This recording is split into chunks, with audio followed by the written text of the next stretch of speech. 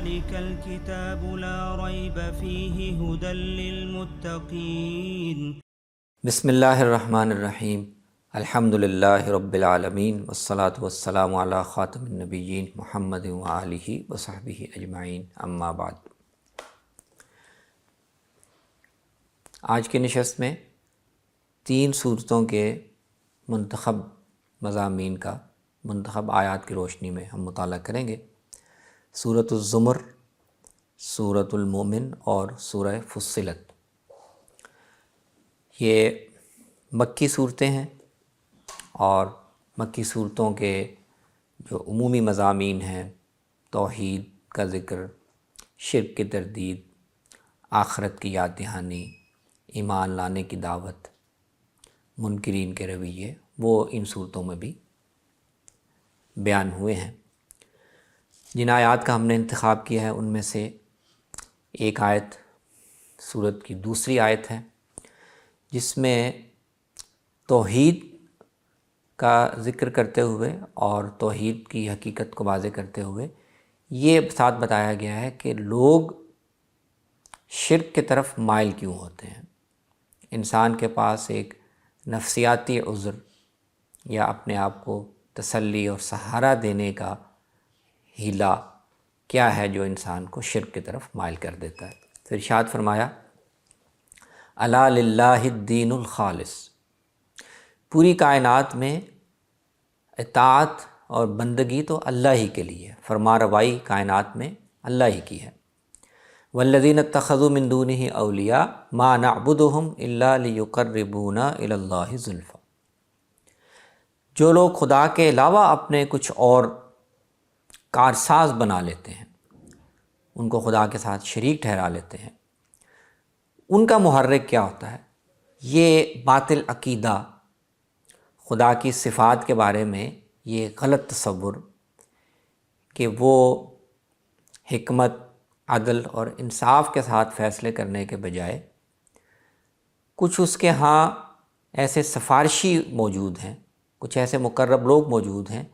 جن کی سفارش کو وہ بڑی اہمیت دیتا ہے۔ تو اگر ان مقرب ہستیوں کی، ان سفارشیوں کا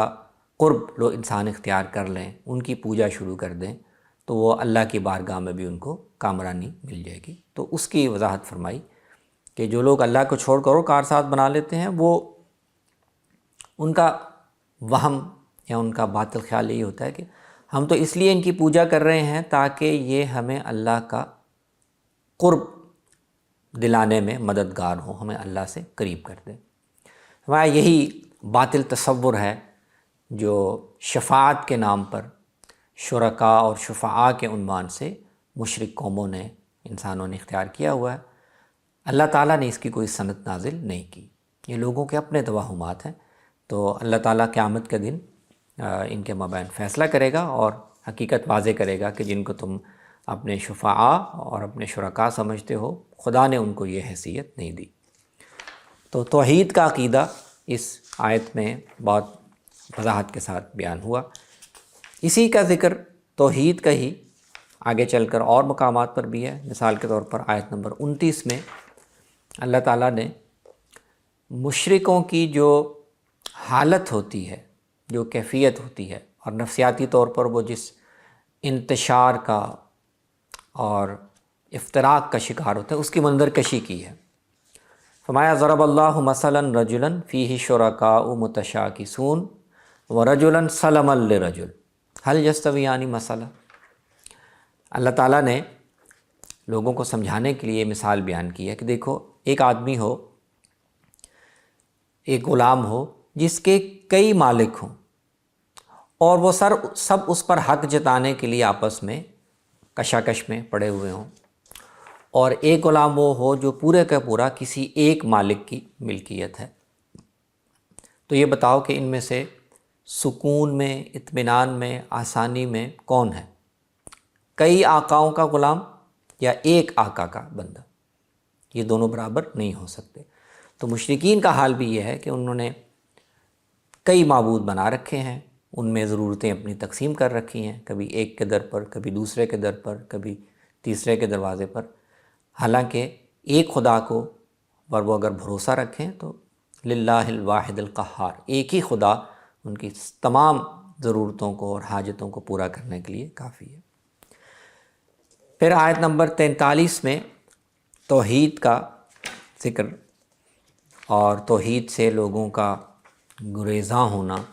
اس کو ایک اور پہلو سے بیان کیا، وہ بھی شفاعت کے پہلو سے ہی ہے۔ فرمایا ام اتخذوا من دون اللہ شفعاء قل اولو کانوا لا یملکون شیئا ولا یعقلون قل للہ الشفاعۃ جمیعا، ان لوگوں نے اللہ کو چھوڑ کر اور شخصیات کو سفارشی اپنا فرض کر رکھا ہے، حالانکہ جن کو یہ سفارشی سمجھتے ہیں نہ ان کے اختیار میں کچھ ہے، اور ان میں سے کئی لوگ، کئی ہستیاں، کئی بت تو وہ عقل بھی نہیں رکھتے، سوچتے بھی نہیں، بے جان بت ہیں۔ اور فرمایا کہ للہ الشفاعۃ جمیعا، سفارش کا پورا اختیار اللہ ہی کے پاس ہے، پورے آسمان و زمین کی حکمرانی اللہ کے ہاتھ میں ہے، اس کی مرضی کے بغیر، اس کی اجازت کے بغیر کوئی اس کے سامنے سفارش کرنے کی بھی جسارت نہیں کر سکتا۔ اس کے بعد سورۃ المومن میں یہی مضامین ہیں، اور اس میں خاص طور پر سیدنا موسیٰ علیہ السلام کے مخاطب جو قوم تھی، فرعون کی قوم، اس میں سے ایک رجل مومن کا ذکر ہوا ہے، اور اسی کی نسبت سے اس سورت کا نام سورۃ المومن ہے۔ اس رجل مومن نے جو فرعون کی قوم میں سے تھا، لیکن جب سیدنا موسیٰ علیہ السلام نے دعوت پیش کی، توحید کی دعوت پیش کی، تو باقی قوم تو نہیں مانی، لیکن وہ اپنے قلب سلیم کی وجہ سے اس حقیقت کو جان گیا اور موسیٰ علیہ السلام پر خفیہ طور پر خاموشی سے ایمان لے آیا۔ تو اس صورت میں اس رجل مومن نے اپنی قوم کو تذکیر کے لیے، ان کو سمجھانے کے لیے، ان کو ایک انتہائی رد عمل سے باز رکھنے کے لیے کس اسلوب میں، کس انداز میں نصیحت کی، وہ سارا مکالمہ اللہ تعالیٰ نے نقل کیا ہے۔ اور اسی تناظر میں ایک آیت میں اللہ تعالیٰ نے یہ ذکر کیا ہے کہ قیامت کے دن جب یہ سب لوگ جو دنیا میں کچھ طاقتور تھے اور ان کے پیچھے کچھ کمزور لوگ لگے ہوئے تھے، قیامت کے دن جب یہ آگ میں اکٹھے ہو جائیں گے تو پھر یہ کیسے ایک دوسرے سے برات اور بیزاری کا اعلان کریں گے۔ تو فرمایا وَإِذْ يَتَحَاجُّونَ فِي النَّارِ فَيَقُولُ الضُّعَفَاءُ لِلَّذِينَ اسْتَكْبَرُوا إِنَّا كُنَّا لَكُمْ تَبَعًا فَهَلْ أَنْتُمْ مُغْنُونَ عَنَّا نَصِيبًا مِّنَ النَّارِ، جب یہ سارے لوگ جو دنیا میں مقتدا تھے اور جو ان کے پیروکار تھے، یہ آخرت میں آگ میں اکٹھے ہوں گے تو آپس میں ایک دوسرے پر لعن طعن کریں گے، ایک دوسرے کو ذمہ دار ٹھہرائیں گے۔ تو جو کمزور تھے وہ اپنے میں سے مستکبرین کو، اپنے لیڈروں کو کہیں گے کہ دنیا میں ہم تمہارے پیچھے پیچھے چل رہے تھے، آج ہم اس مصیبت میں آ پڑے ہیں، تو کیا تم ہمارے کسی کام آ سکتے ہو؟ آگ کا کوئی حصہ ہم سے دور کر سکتے ہو؟ وہاں ان کے لیڈر بھی عاجزی کے ساتھ، عجز کے ساتھ یہ جواب دے دیں گے، قال الذین استکبروا انا کل فیہا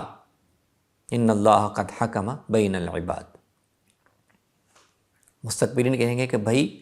یہاں کسی کا اختیار نہیں ہے، ہم سب کے سب آگ میں ہیں، اللہ نے بندوں میں فیصلہ کر دیا ہے، اس کے فیصلے کو کون بدل سکتا ہے؟ اس کے بعد جو یہ سارے لوگ مل کر یہ جہنم کے جو داروغہ ہوں گے ان کی خدمت میں گزارش کریں گے، ان کو درخواست کریں گے کہ تم ہی اپنے رب سے ہمارے لیے سفارش کرو کہ وہ آگ کا کوئی ایک دن ہی ہم سے ہلکا کر دے، ایک دن کی تخفیف ہی ہو جائے۔ وہ جواب میں کہیں گے اولم تکو تأتیکم رسلکم بالبینات، یہ بتاؤ کہ کیا دنیا میں تمہارے پاس رسول نہیں آتے تھے، وہ کھلے اور واضح دلائل تمہارے سامنے پیش نہیں کرتے تھے؟ وہ کہیں گے یہ بات تو ہے، رسول تو آئے تھے، نشانیاں بتائی تھیں، دعوت دی تھی۔ تو وہ کہیں گے اچھا وہاں تم نے نہیں مانا تو آج تمہارے اس واویلا کا اور اس چیخ پکار کا کوئی فائدہ نہیں، پکارتے رہو، چیختے رہو، وما دعاء الکافرین الا فی ضلال، کافروں کی پکار، ان کا واویلا آج بالکل بیکار ہوگا۔ سورہ فصلت میں اللہ تبارک و تعالیٰ نے سورہ کی آیت نمبر 19 میں اسی طرح سے قیامت کا ایک منظر پیش کیا ہے اور یہ بتایا ہے کہ قیامت کے دن انسان کے گناہوں اور دنیا میں اس کے کرتوتوں پر خود اس کے اپنے اعضاء کیسے گواہی دیں گے۔ مجرم چاہیں گے کہ ہم منکر ہو جائیں، ہم اپنے جرم کا انکار کریں، لیکن اللہ تعالیٰ ان کے اپنے اعضاء سے بلوائے گا اور ان سے گواہی دلوائے گا۔ تو آیت نمبر 20 میں فرمایا حتیٰ اذا ما جاؤوہا شہد علیہم سمعہم وابصارہم وجلودہم بما کانوا یعملون۔ جب یہ سب لوگ جہنم میں پہنچ جائیں گے تو فیصلے کے وقت ان کو زبان سے بولنے کی ضرورت نہیں ہوگی، ان کے کان بول کر گواہی دیں گے، ان کی آنکھیں بول کر گواہی دیں گی، ان کے جسم کے چمڑے بول کر گواہی دیں گے کہ یہ گناہ ہم نے کیے۔ اور وہ اپنے چمڑوں سے کہیں گے کہ تم نے ہمارے خلاف کیوں گواہی دی، اور ان کے اپنے اعضاء ان سے کہیں گے کہ خدا کا حکم تھا، انطقنا اللہ الذی انطق کل شیء، وہ خدا جو ہر چیز کو بلوا سکتا ہے اسی نے ہمیں حکم دیا اور ہم بولے۔ خدا تو ہر چیز پر قادر ہے، ہم اس کے سامنے کیسے انکار کر سکتے تھے۔ پھر اس کے ساتھ اللہ تعالیٰ نے اس سورہ کی آیت نمبر 30 سے لے کر 36 تک اب اہل ایمان کے کچھ اوصاف اور ان کے کچھ ایمانی رویے، کچھ ان کے عملی رویے، ان کا بانداز تحسین ذکر کیا ہے۔ تو فرمایا ان الذین قالوا ربنا اللہ ثم استقاموا، اللہ تعالیٰ کو اپنے وہ بندے پسند ہیں جنہوں نے ایمان قبول کیا، ایک دفعہ کہا کہ ہمارا پروردگار اللہ ہے، اور پھر اس کے بعد اس پر ثابت قدم رہے۔ تو اللہ تعالیٰ کی طرف سے ان کو اس فیصلے میں تائید پہنچانے کے لیے کیا اہتمام ہوتا ہے، ان پر فرشتے اترتے ہیں۔ فرشتے اتر کر ایک غیبی طریقے سے، ایک غیبی انداز میں، روحانی طور پر ان کو اس ایمان میں قوت بھی پہنچاتے ہیں، ان کو تسلی بھی دیتے ہیں کہ اس میں خوف کی ضرورت نہیں، گھبرانے کی ضرورت نہیں، غم میں پڑنے کی ضرورت نہیں، اور اس جنت کی بشارت حاصل کرو جو تمہارے لیے اللہ تعالیٰ نے رکھی ہے۔ اور وہ ان کو یہ سہارا اور یہ تسلی بھی دیتے ہیں کہ ہم دنیا کی زندگی میں بھی تمہارے ساتھی اور مددگار ہیں، اور آخرت میں بھی ہم تمہارے ساتھ ہوں گے، اور جب تم جنت میں پہنچو گے